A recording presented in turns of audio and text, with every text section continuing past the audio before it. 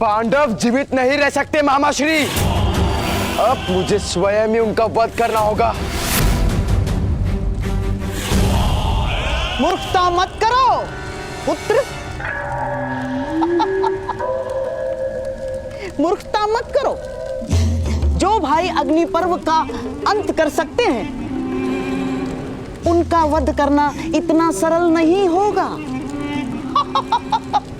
जब बल का प्रयोग काम ना आए तो छल का प्रयोग करना ही पड़ता है। अर्थात अर्थात तो तुम शीघ्र ही समझ जाओगे पुत्र। जीवन में मामाश्री का केवल एक ही सिद्धांत स्मरण रखना, सत्य कवच है और असत्य शस्त्र है। जब पराजय दिखाई दे तो सत्य के पीछे छुप जाओ, और जब अवसर दिखाई दे तो असत्य का प्रहार करो। समझ गए?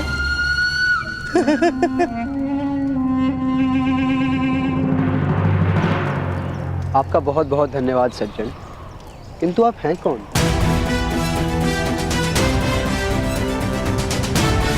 जो रक्षा करे उसे तो केवल रक्षक ही कहा जा सकता है। सहायता की है आपने, रक्षा नहीं की। मैं क्षत्रियों की सहायता नहीं करता बालक।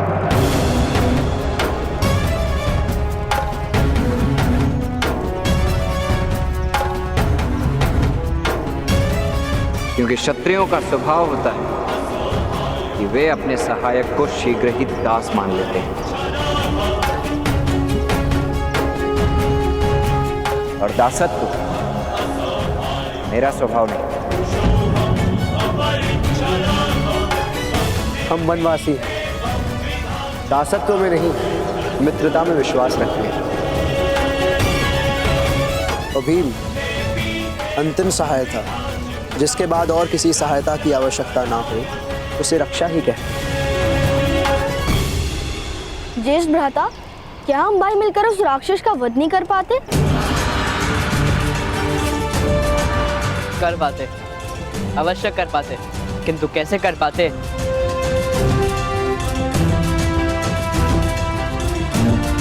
वह जानने का अवसर निकल गया।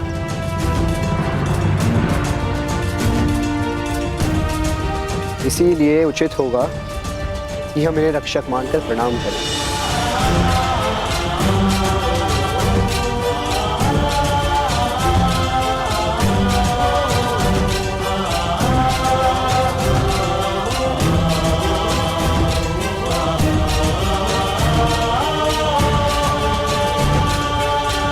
या तो तुम बहुत अच्छे व्यक्ति हो या बहुत बड़े प्रपंची हो।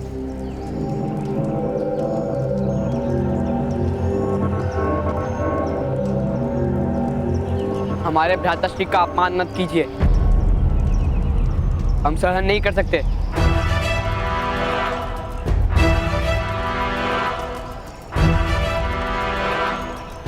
वास्तव में यह अपमान नहीं, प्रशंसा थी।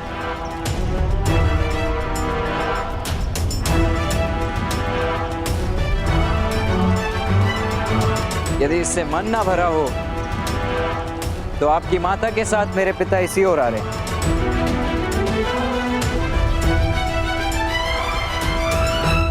तो उन्हें बता दीजिए कि आपका पुत्र अपमान कर गया। वो दंड दे देंगे मुझे, क्योंकि मेरी माता और पिता के सिवा किसी और का आदेश और दंड मैं मान्य नहीं करता।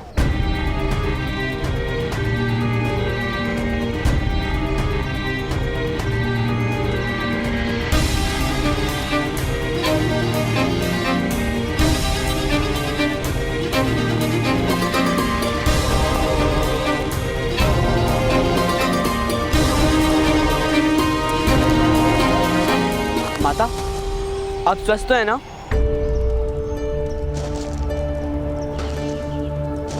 वो कौन था जिसने मेरी रक्षा की? कोई बहुत उद्दंड व्यक्ति था माता, ज्येष्ठ का अपमान किया उसने।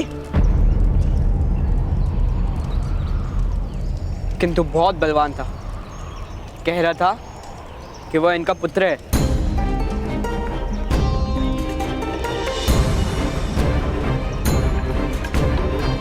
अधिरथ महोदय, वो कर्ण था। जी महारानी।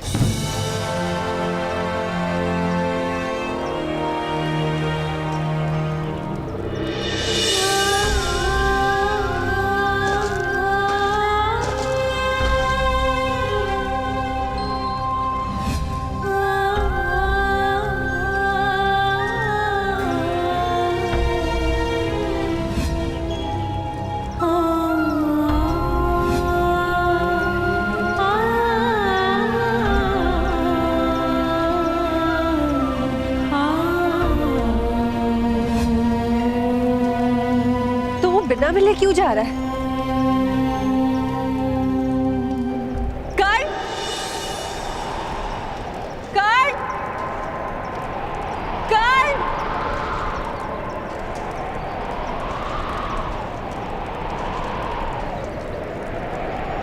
नहीं नहीं, मेरे पास विश्राम करने का समय नहीं।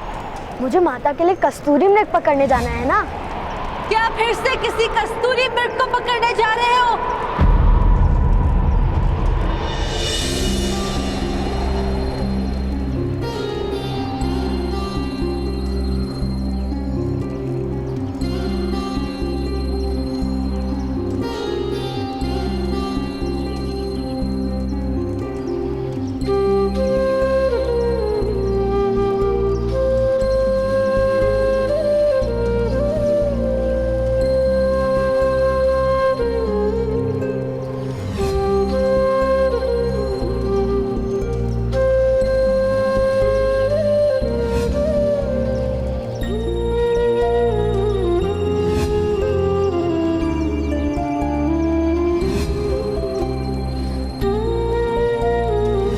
मेरा स्मरण करोगे ना पुत्र?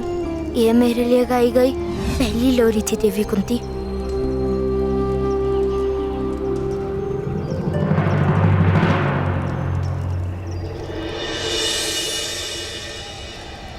नहीं महारानी, कस्तूरी मृग सूतों के हाथ कब आते हैं?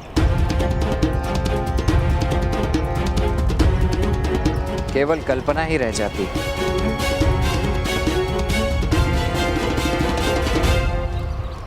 तो फिर लौटकर हमारे साथ हस्तिनापुर चलो।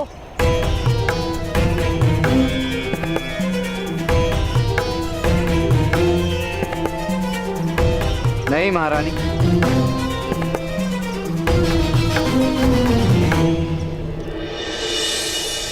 हस्तिनापुर में बहुत कस्तूरी मृग हैं जो सूतों के हाथ नहीं आते।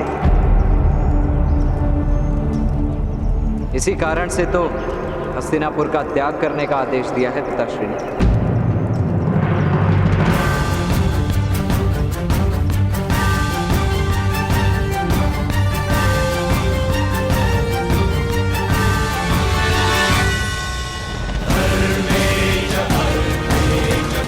प्रणिपात।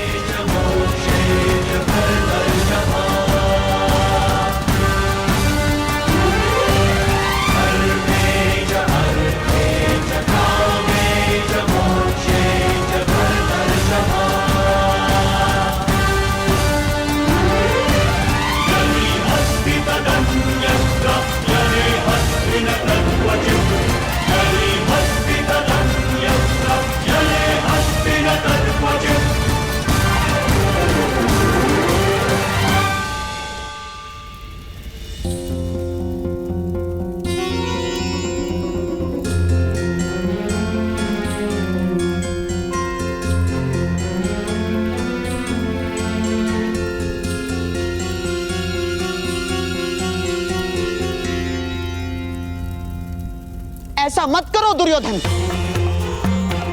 मनुष्य का अवतार मिलना सबसे बड़ा सौभाग्य होता है पुत्र। जीवन में यदि सौभाग्य नहीं तो जीवन को सौभाग्य कैसे मान लूं मामाश्री?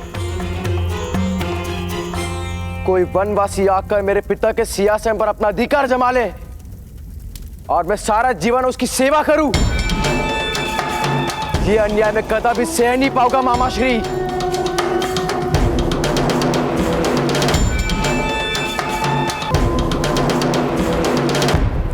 पुत्र दुर्योधन, ये क्या मूर्खता है? तुम चिता बनाकर उस पर बैठे हो। और इस चिता में भस्म भी अवश्य हो जाऊंगा मैं पिताश्री। मामाश्री, अग्नि दीजिए मुझे।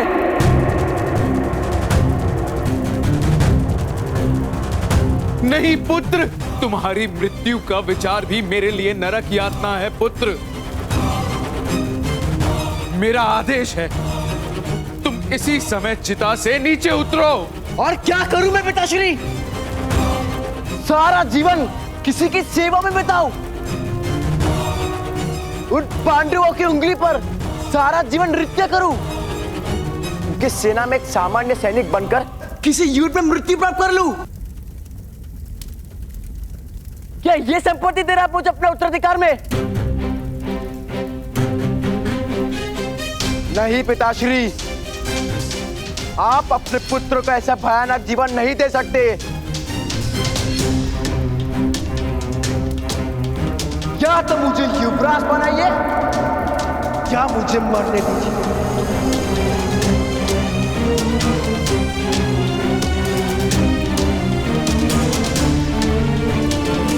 किंतु पुत्र, मैं विवश हूं। विवशता मानने की बात है महाराज, केवल मानने की बात। वास्तव में विवशता जैसा कुछ है ही नहीं। तुम गंगा पुत्र के क्रोध को नहीं जानते शकुनी। उनकी शक्ति से तुम्हारा परिचय नहीं हुआ है। उनके आदेश के बिना मैं दुर्योधन को युवराज नहीं घोषित कर सकता। आदेश राजा देता है महाराज, राजा। अन्य किसी को आदेश देने का अधिकार ही नहीं। किंतु मैं एक कार्यकारी राजा हूं शकुनी। अभिषेक नहीं हुआ है मेरा। सिंहासन रिक्त नहीं रहता महाराज, कदापि नहीं। जिस क्षण महाराज पांडु की मृत्यु हुई, उसी क्षण आप राजा बन गए हैं महाराज। अब समय है, आपके पुत्र की रक्षा कीजिए महाराज। आज ही प्रातःकाल से पूर्व मेरे प्रिय भांजे दुर्योधन का युवराज पद पर अभिषेक कर दीजिए। फिर पांडव हस्तिनापुर आ भी जाए तो कोई हानि नहीं कर पाएंगे महाराज।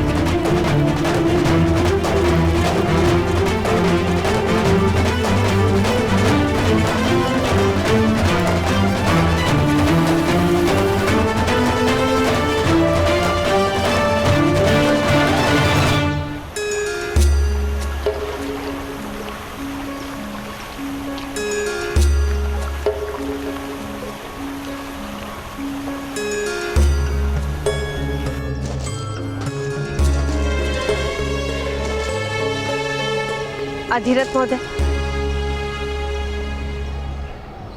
कर्ण को निष्कासित करने का क्या कारण था?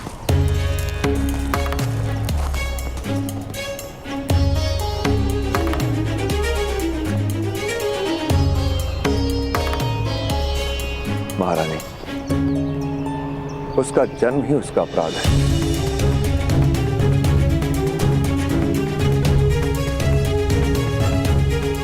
सूत समाज कर्ण का सामर्थ्य धारण नहीं कर सकता। अर्थात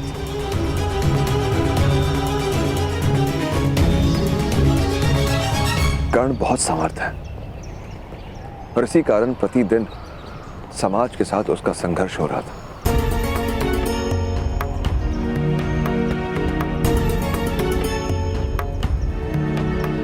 छोटी जाति में सामर्थ्य श्राप बन जाता है महाराज।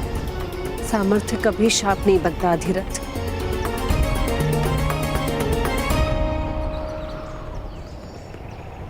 महारानी, सामर्थ्य सपनों को जन्मता है और सूतों को स्वप्न देखने का अधिकार नहीं।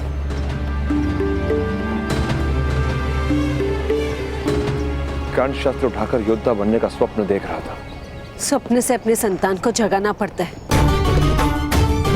वास्तविकता का परिचय कराना पड़ता है और फिर अपने पुत्र को जगाने का कार्य माता पिता ही कर सकते हैं। कोई कारण नहीं कि कर्ण को वन में रहना पड़े। महारानी, अग्नि देह के भीतर हो तो जीवन मिलता है, किंतु देह अग्नि के भीतर जाए तो मृत्यु हो जाती है। सब अपने निश्चित स्थान पर है, यही उचित होता है। कर्ण का कल्याण वन में ही लिखा है। समाज में रहेगा तो सबके लिए संकट निर्मित होगा।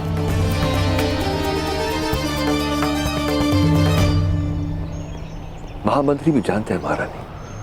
आश्चर्य है कि कर्ण की माता ने उसे किस प्रकार जाने दिया।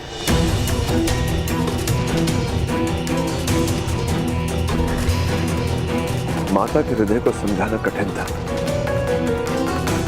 किंतु उसकी माता के लिए भी यही उचित था।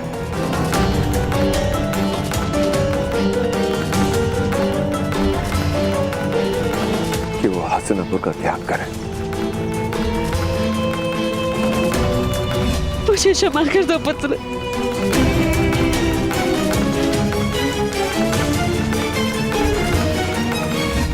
किसी भी माता का अपनी संतान से दूर रहना उचित नहीं होता धीरथ।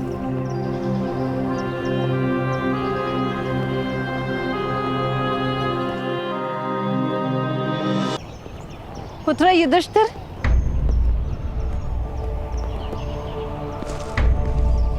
जेश को क्या दे रही हो माता?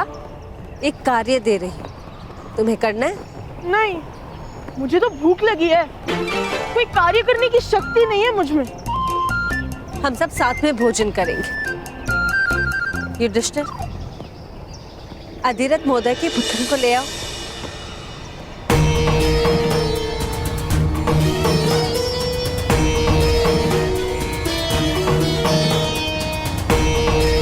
अधिक दूर नहीं गया होगा।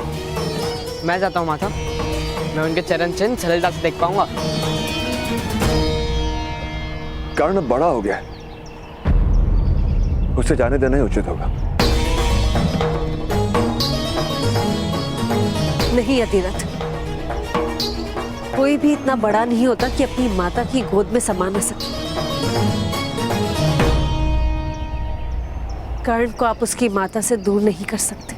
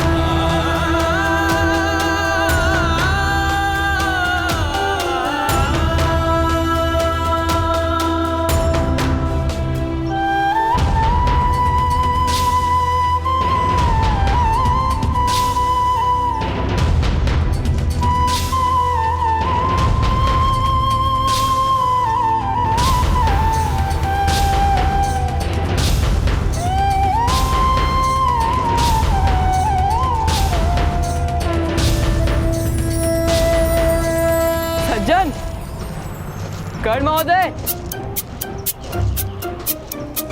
ठहरिए। कर्ण महोदय, कर्ण महोदय, ठहरिए। कर्ण महोदय, रुकिए।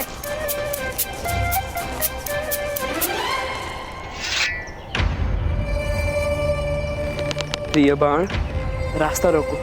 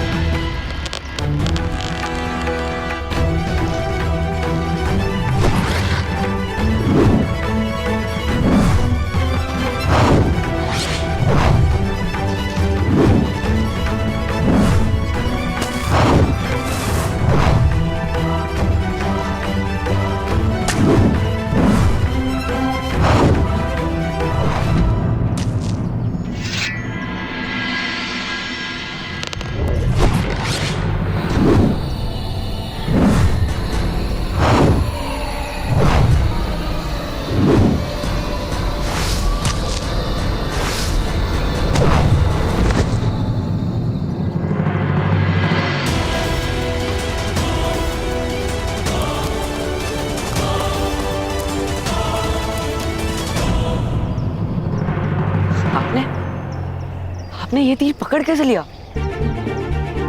तीर की गति से वायु में कंपन होता है, वो सुन लिया मैंने। आश्चर्य है, मेरे शब्द तो आप सुन नहीं पाए। सुने थे मैंने, किंतु ठहरने का समय नहीं। समय नहीं या फिर इच्छा नहीं? आदेश नहीं मानता मैं। और विनती? राजकुमार, विनती करना तो सीखते नहीं। विनती करना आपने सीखा है?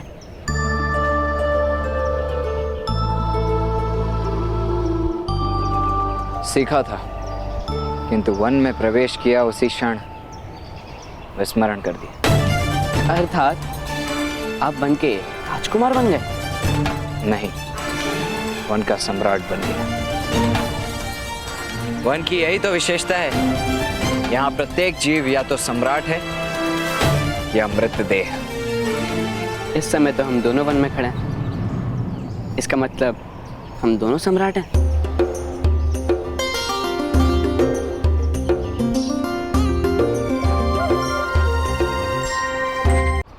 वन की यही तो विशेषता है, यहाँ प्रत्येक जीव या तो सम्राट है या मृतदेह। इस समय तो हम दोनों वन में खड़े हैं, इसका मतलब हम दोनों सम्राट हैं।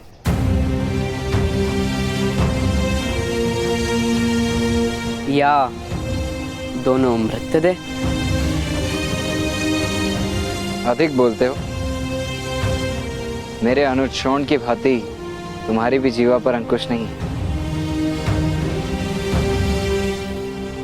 तो मुझे भी अपना अनुज जी जानकर मेरी विनती स्वीकार कर लीजिए, वन के सम्राट।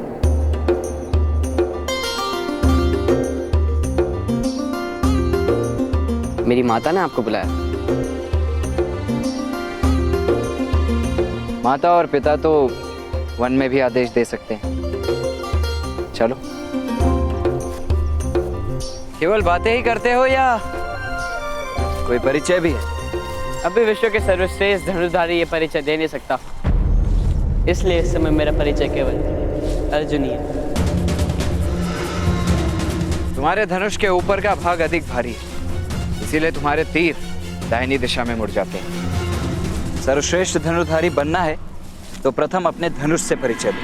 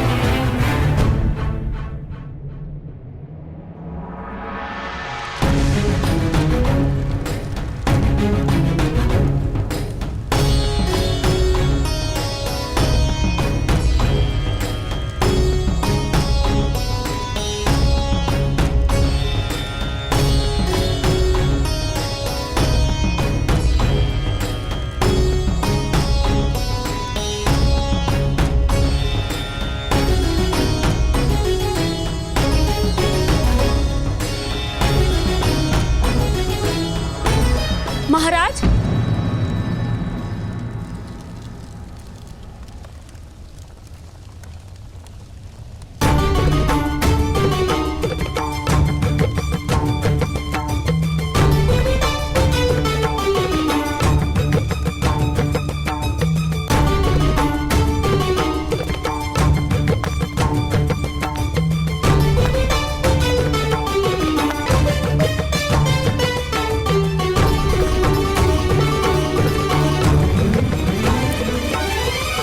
महाराज, आप दुर्योधन का युवराजाभिषेक किस प्रकार कर सकते हैं?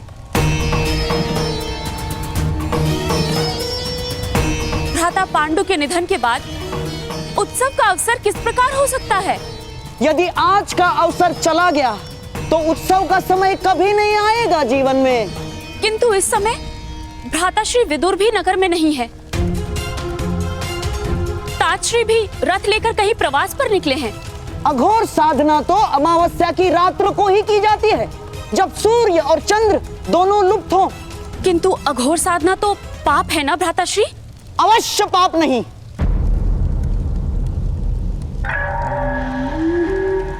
ना बहना, साधना तो सारी ईश्वर की प्राप्ति के लिए ही की जाती है। अघोर का मार्ग परंपरा से विरुद्ध है, अवश्य। किंतु एक बार ईश्वर प्राप्त हो जाए तो परंपरा का क्या मूल्य है?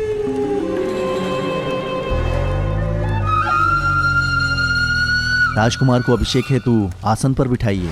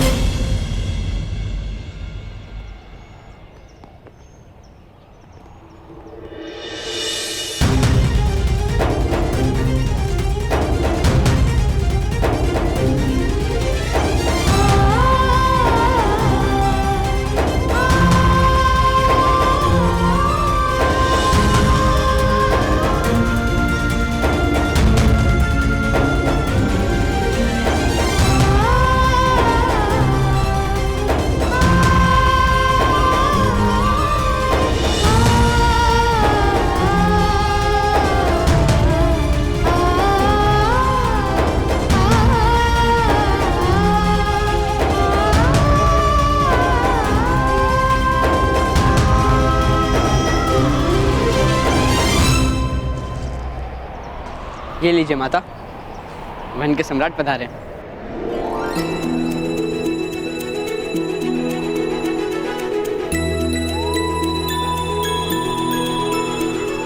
ये सम्राट नहीं है पुत्र। सम्राट के साथ तो बहुत अंतर रखना पड़ता है, बहुत कम समय के लिए। किंतु कर्ण के साथ बहुत निकटता प्राप्त हुई है मुझे।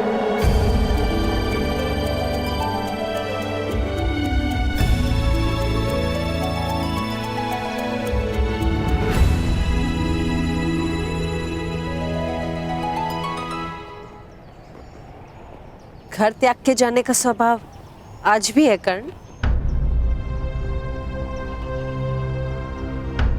वो स्वभाव नहीं राजमाता, अनिवार्यता है।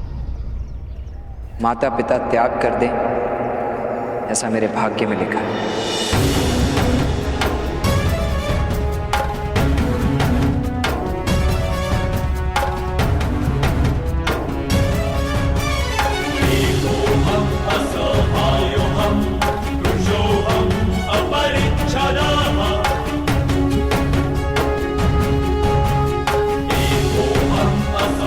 प्रणिपात राजमाता।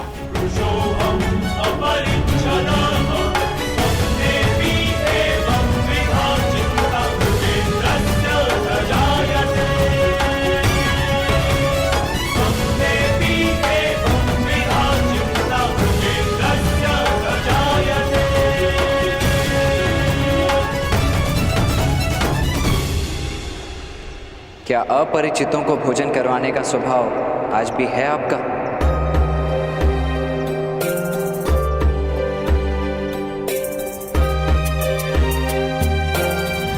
तुम्हें भूख लगी है कर्ण? नहीं, माता ने कहा है किसी के घर जाकर भूख लगी है कहना उचित नहीं। जब किसी के घर पे अतिथि बनकर जाओ तो भोजन मांगना उचित है।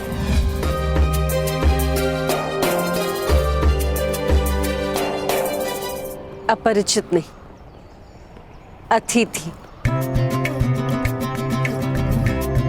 आओ हमारे साथ भोजन करो।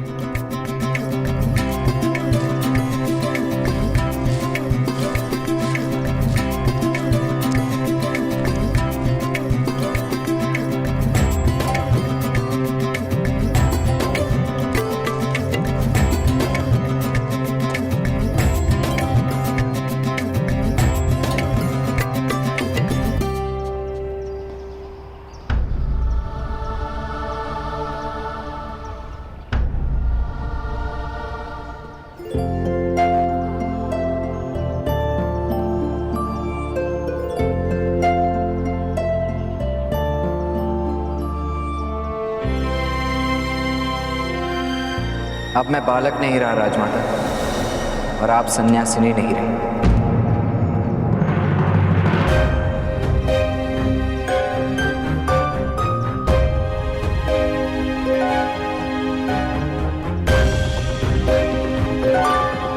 बालकों और सन्यासियों की कोई जात नहीं होती माद्री।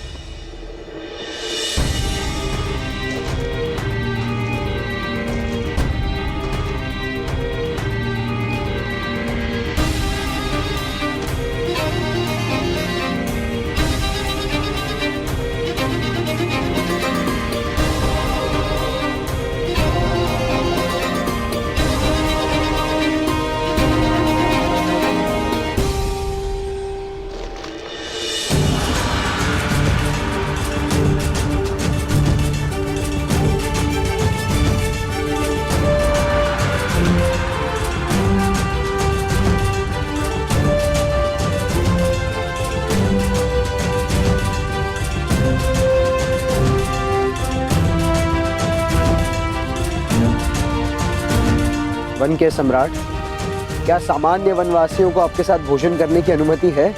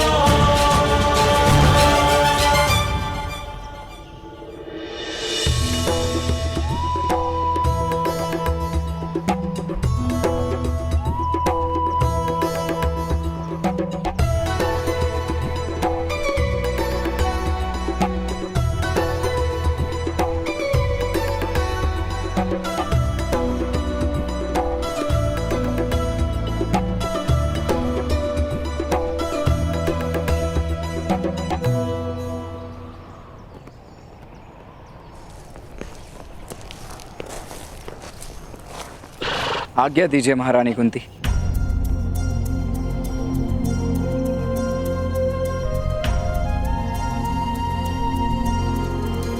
नहीं कर्ण, तुम कहीं नहीं जाओगे। तुम्हारा स्थान हस्तिनापुर में है।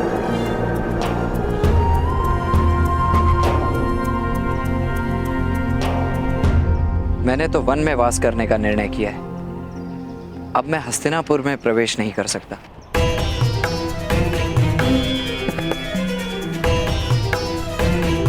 क्षमा कीजिएगा।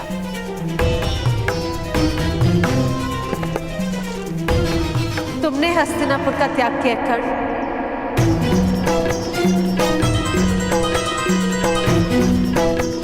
किंतु हस्तिनापुर ने तुम्हारा त्याग नहीं किया है कर्ण।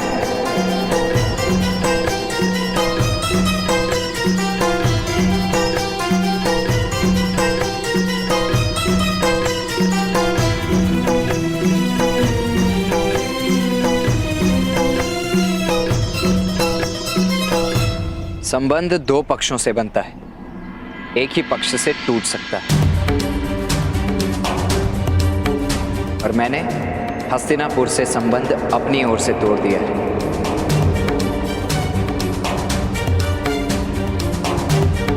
किंतु वास्तव में आपके पुत्र राजा बनने योग्य हैं।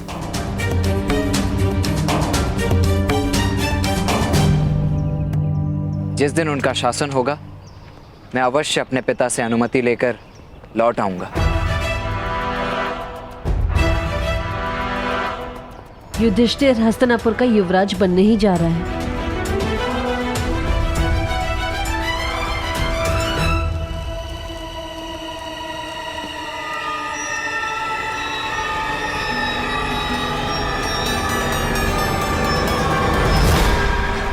महाराज, आपसे विनती है, इतना बड़ा निर्णय लेने से पूर्व विचार कीजिए। विचार किया था मैंने गांधारी, निर्णय लेने से पूर्व विचार किया था मैंने। दुर्योधन के जन्म से लेकर आज तक सिर्फ एक ही विचार किया है मैंने, किंतु अब कार्य का समय है।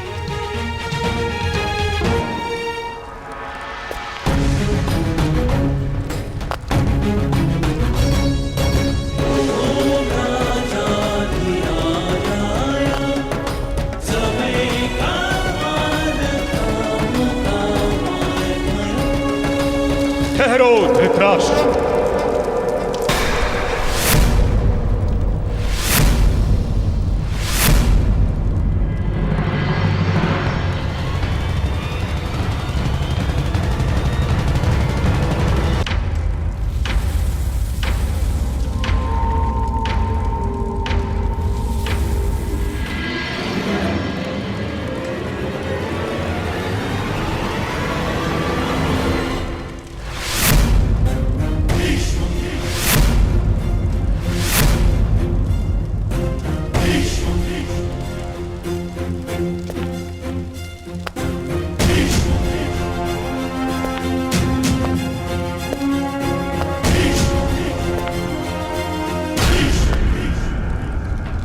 दुर्योधन का युवराज अभिषेक नहीं हो सकता।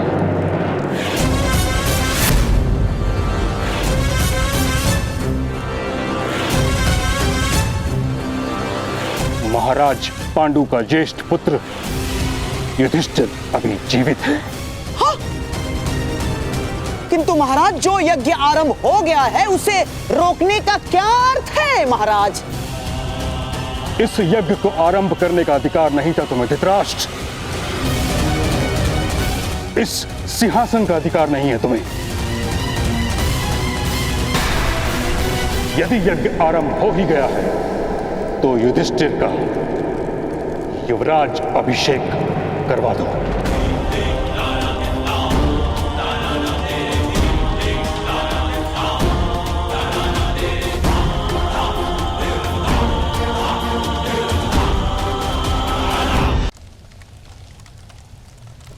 किंतु महाराज, आपके अनुज की मृत्यु के पश्चात आप ही तो कुरुवंश के सम्राट हैं महाराज। प्राण प्रतिष्ठा के बिना तो मंदिर की मूर्ति भी भगवान का रूप नहीं लेती धृतराष्ट्र। बिना राज्य अभिषेक के तुम किस प्रकार राजा बन गए? पिताश्री, विचार नहीं, अभिषेक कीजिए मेरा। धृतराष्ट्र, ऐसा अनाचार करोगे तो मुझे बल का प्रयोग करना होगा।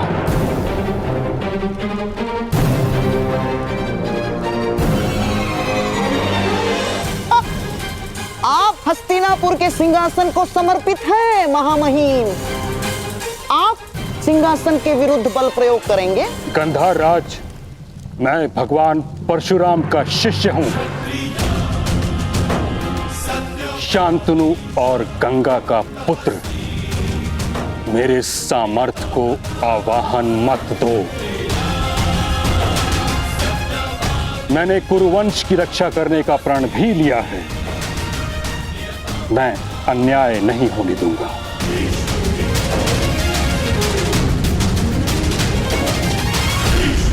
यदि धृतराष्ट्र मुझे हस्तिनापुर की रक्षा तुमसे करनी पड़ी तो मैं सज्ज हूं।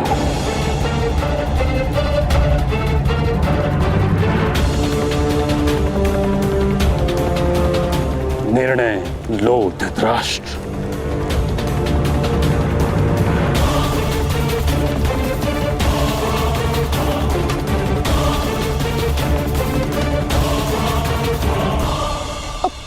महाराज! परिहार,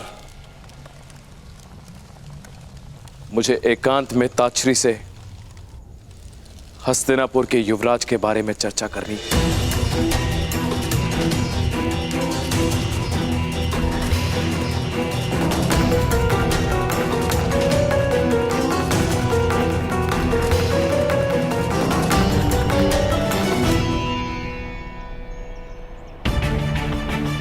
कर्ण,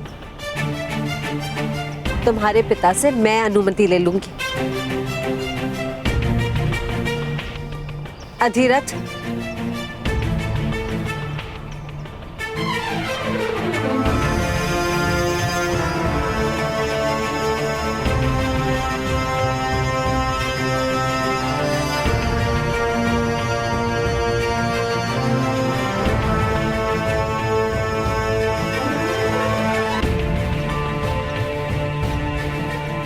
ये हमारा आदेश है कि आप अपने पुत्र को हमारे साथ हस्तिनापुर लौटने की अनुमति दे दीजिए।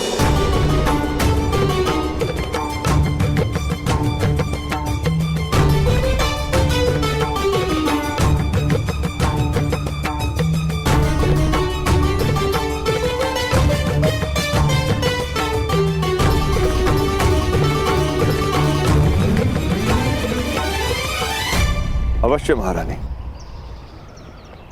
यदि कर्ण राजकुमारों का सारथी बनने के लिए सच है तो मैं अनुमति दे दूंगा।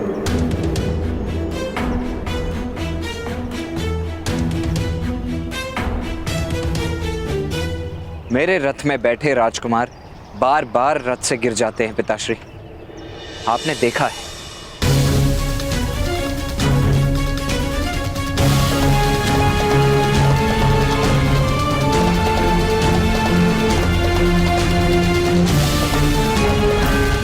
तो फिर सारथी मत बनो,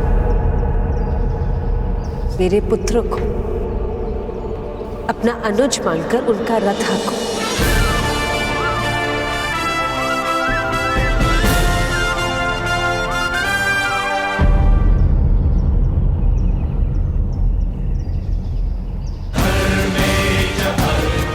मुझे विश्वास है कि तुम अपने रथ से अपने अनुज को कभी गिरने नहीं दोगे।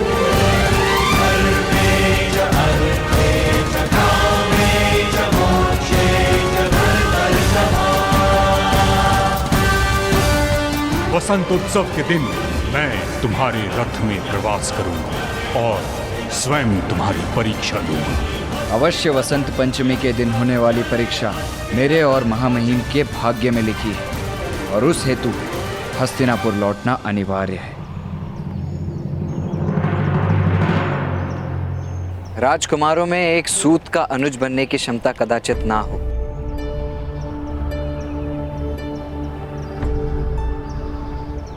किंतु यदि मित्र बनने की क्षमता होगी तो अवश्य नहीं गिरेंगे माता।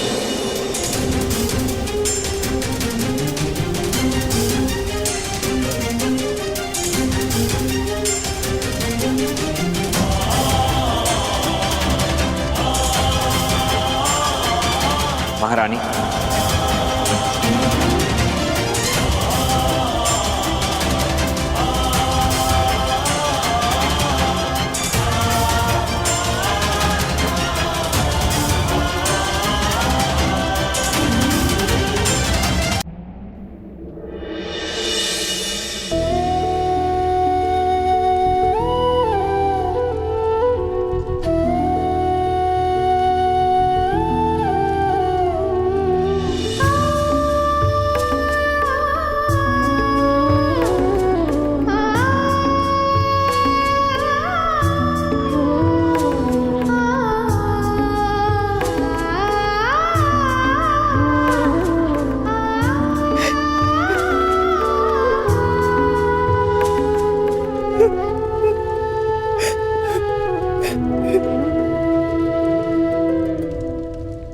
माता माता माता वैशाली, आप लोगों ने सुना कि नहीं? भ्राताश्री लौट कर आ रहे हैं। क्या कर्ण लौट कर आ रहा है? किंतु ये किस प्रकार संभव है? कर्ण तो सदा के लिए हस्तिनापुर का त्याग करके वन में वास करने चला गया था।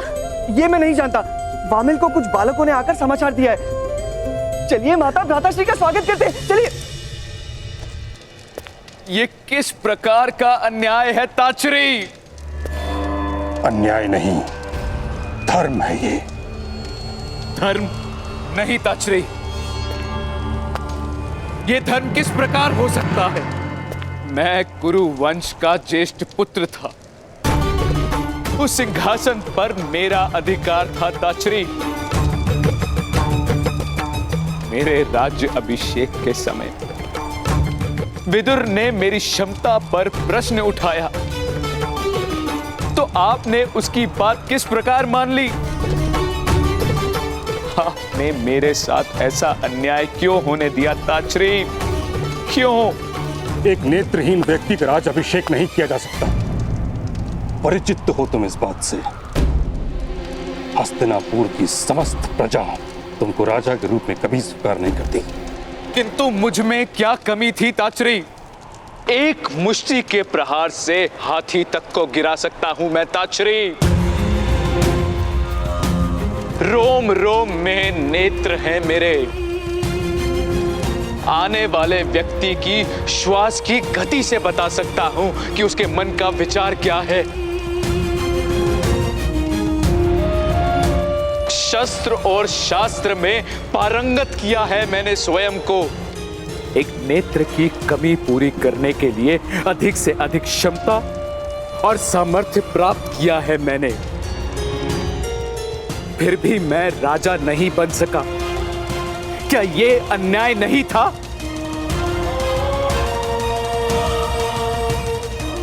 चंदन का काष्ठ सर्वोत्तम होता है, किंतु यज्ञ में तो समिधा ही डाला जाता है। तुम्हें राजा बनने का अधिकार नहीं था। यही धर्म का विधान और परंपरा की मर्यादा है। मैंने अपने सारे स्वप्न अपने पुत्र के जीवन में स्थापित किए हैं ताचरी। अब फिर मेरे साथ अन्याय मत कीजिए, मत कीजिए। किंतु युधिष्ठिर ज्येष्ठ कुरुवंशी है, ये सत्य है। सिंहासन पर तो उसी का अधिकार है। यदि क्षमता और सामर्थ्य ही एक राजा बनने के लिए प्रथम और अंतिम प्रमाण है ताचरी, तो आपको किस प्रकार विश्वास हो गया कि पांडु पुत्र दुर्योधन से अधिक समर्थ्य हैं?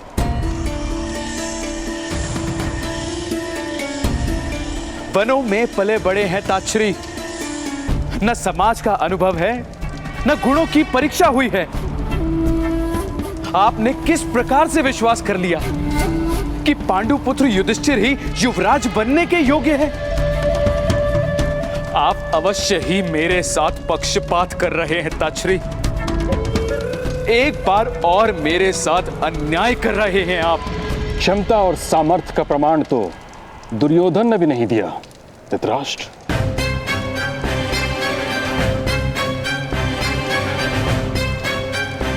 यदि क्षमता और सामर्थ्य ही राजा बनने के लिए प्रथम और अंतिम प्रमाण है ताचरी, तो प्राप्त कर लीजिए प्रमाण ताचरी।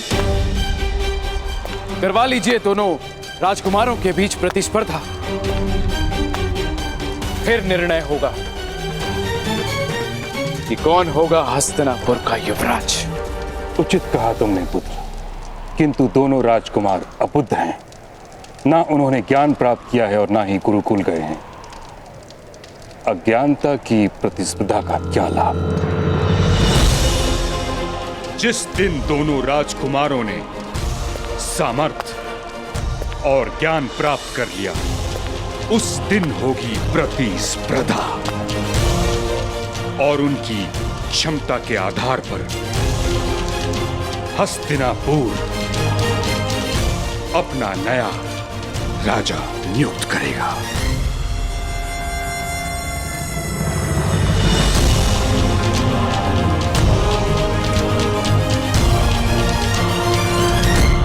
पुत्र,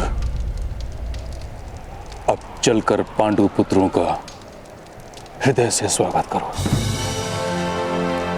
तुम्हारे प्रिय अनुज के पुत्र हैं वो।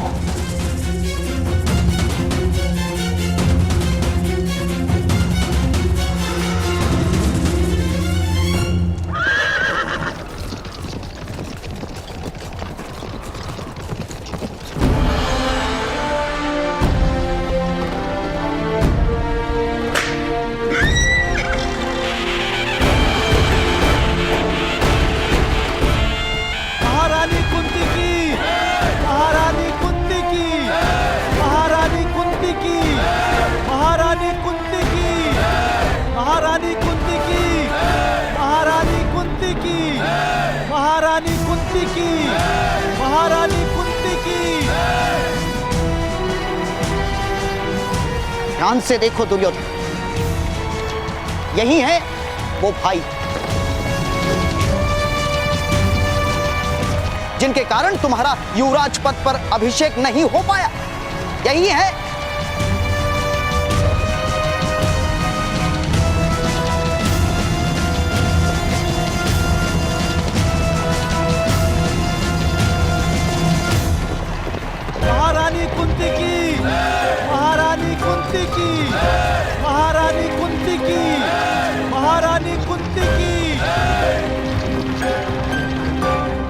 असंभव। जलती हुई लकड़ी पर बेल नहीं चढ़ती। कर्ण का हृदय क्षत्रियों के व्यवहार से जल रहा है। वो हृदय समर्पण कैसे कर सकता है? नहीं, कर्ण किसी क्षत्रिय का सारथी नहीं बन सकता। महारानी कुंती की, महारानी कुंती की, महारानी कुंती की। पुत्र, शत्रु से बड़ा शिक्षक कोई नहीं होता। शत्रु की शक्ति का निरीक्षण करो।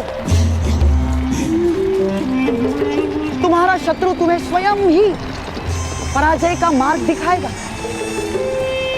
और ये भाई तुम्हारे शत्रु है। ये सदैव तुम्हारे साथ अन्याय ही करेंगे पुत्र।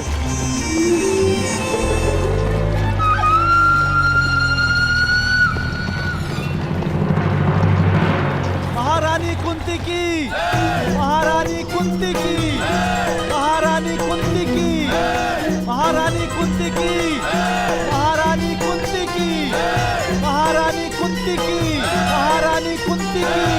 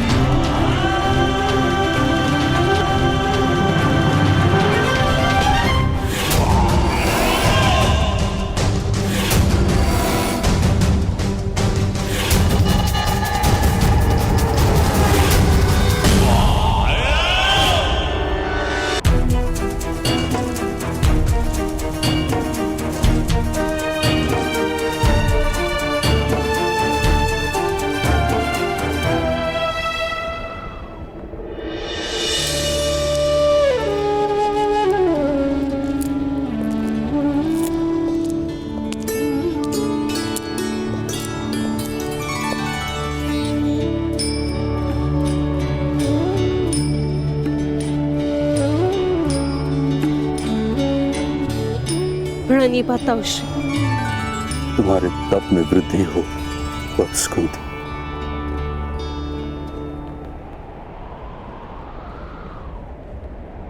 तपस्वियों को दिया जाने वाला अभिवंदन क्यों ताउश्री? सन्यासिनी बने रहने की अनुमति नहीं दी आपने।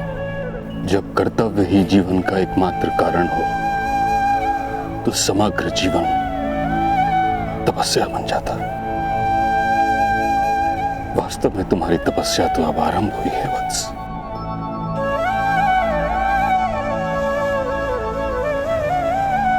क्षमा याचना ताउश्री,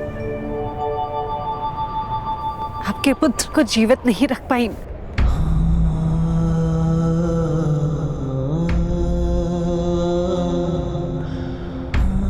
भाग्य का दोष अपने माथे पर मत लो कुंती।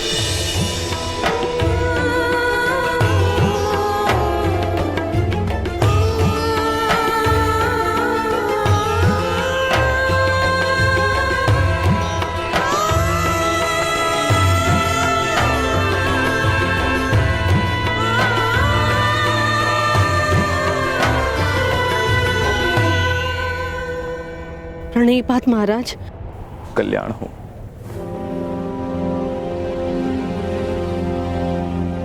हस्तिनापुर में तुम्हारा स्वागत है।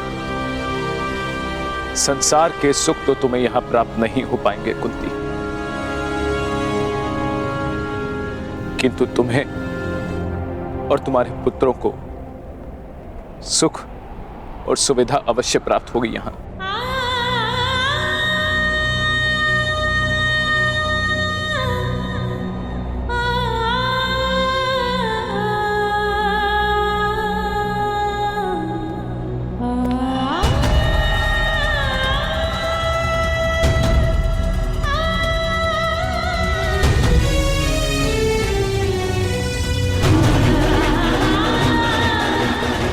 सारे आंसू आज मत बहाओ कुंती। पत्थर टूटने से जिस प्रकार रत्न प्राप्त होता है, वैसे ही घोर दुख में मुझे सुख प्राप्त हुआ है। मेरे 5 पुत्र आए हैं आज मुझसे मिलने। कहाँ है मेरे पांडव? पुत्र, हाँ, अपने ताऊश्री पितामह और ज्येष्ठ माता को प्रणाम करो।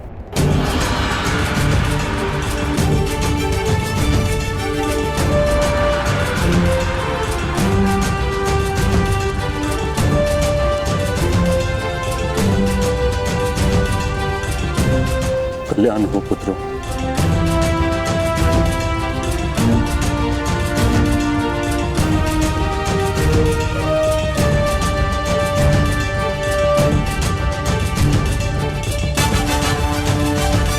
आओ पुत्रों।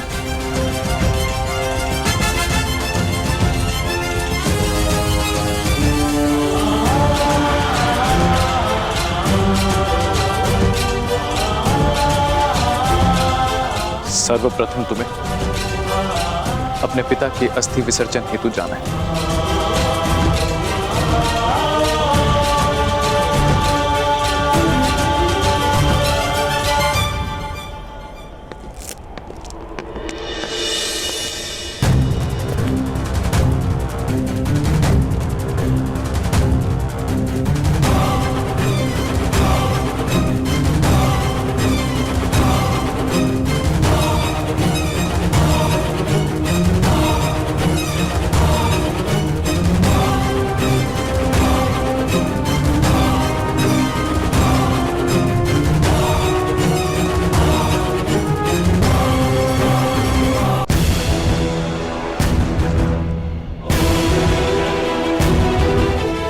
कर्ण, रथ को रथशाला पहुंचाकर जाना।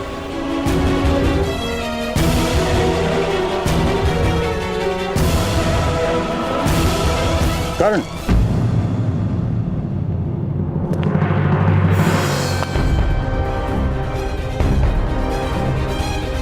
आज तुमने पांडु पुत्रों की रक्षा करके राज परिवार पर एक और उपकार किया। जी महामहिम, बार बार दोहराने से बात स्मरण में रह जाती है। ऐसा कहते हैं ज्ञानी जन। सारा समाज परस्पर उपकार कर कर ही बनता है। प्रत्येक मनुष्य अपना नियत कार्य करता रहे, वही उपकार है। जैसे भवन के सारे पत्थर अपने स्थान पर दृढ़ रहकर भवन को एक आकार देते हैं।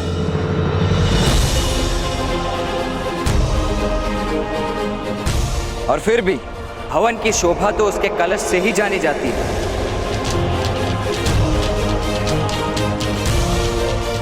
किसी दिन भूमि में छिपा पत्थर कलश बन पाएगा तो आपके इस सिद्धांत को भी मान लूंगा मैं।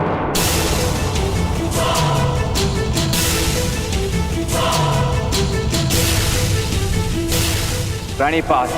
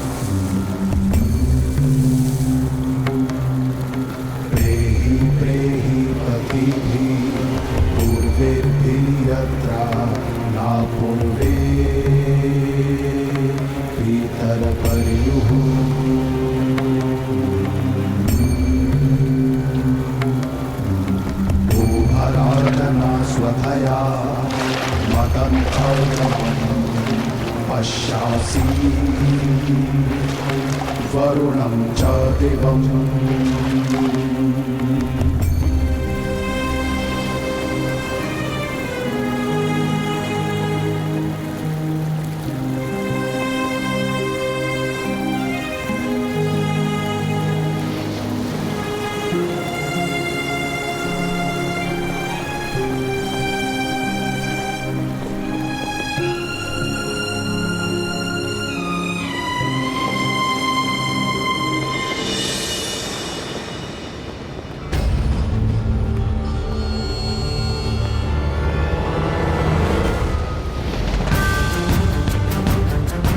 माता का आदेश है कि आज के पश्चात सदैव आपकी इच्छा ही हमारा आदेश होगा।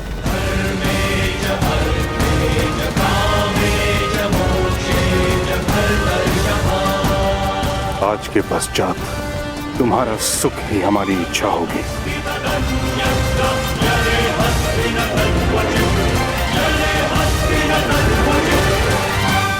सुन लिया पुत्र, अब इन पांडु पुत्रों की हर इच्छा हस्तिनापुर पूर्ण करेगा। केवल एक ही इच्छा हो सकती है इन वनवासियों की, हस्तिनापुर के सिंहासन पर अधिकार प्राप्त करना।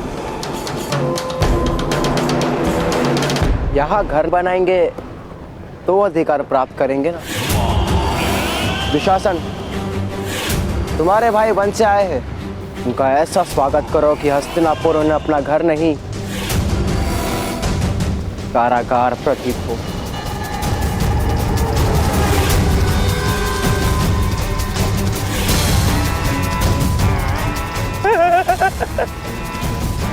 समझ गए दुशासन?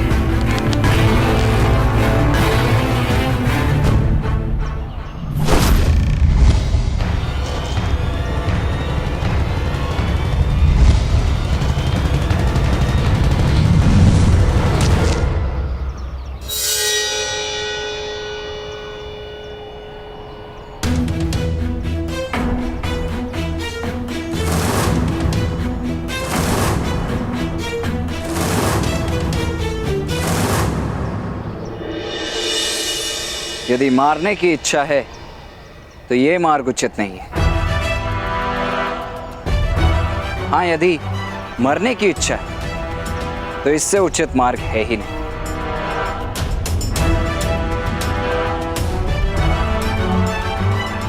किसी क्षत्रिय ने देख लिया तो अवश्य मृत्यु प्राप्त हो जाएगी। मरते तो सब हैं कर्ण, किंतु जिसने पराजय स्वीकार कर ली हो उसके लिए जीवन ही मृत्यु बन जाती है। तुम्हारे हाथों ने जब रथ की धुरा उठा ली तो तुम्हारे स्थान पर किसी को तो धनुष उठाकर संघर्ष करना पड़ेगा। मुझे आनंद है वृषाली कि मेरी पराजय तुम्हारे लिए प्रेरणा बन गई। क्या वास्तव में तुम्हें जीवन ने परास्त कर दिया? मुझे मेरे जीवन ने परास्त नहीं किया वृषाली, महामहिम के दुर्भाग्य ने मुझे विजय कर दिया है। अर्थात? परंपराओं का वहन करते हैं महामहिम भीष्म। हमारे समाज पर होने वाले अत्याचारों का प्रतीक है महामहिम भीष्म। बिजली जब गिरती है तो सबसे ऊंचे पेड़ पर ही गिरती है। अब महामहिम भीष्म पर मेरा निश्चय बिजली बनकर गिरेगा। जिस दिन महामहिम मेरे रथ से गिरेंगे उस दिन अत्याचारों का वो प्रतीक गिरेगा। क्षत्रियों का सबसे समर्थ व्यक्ति अपने स्थान से गिरेगा और उस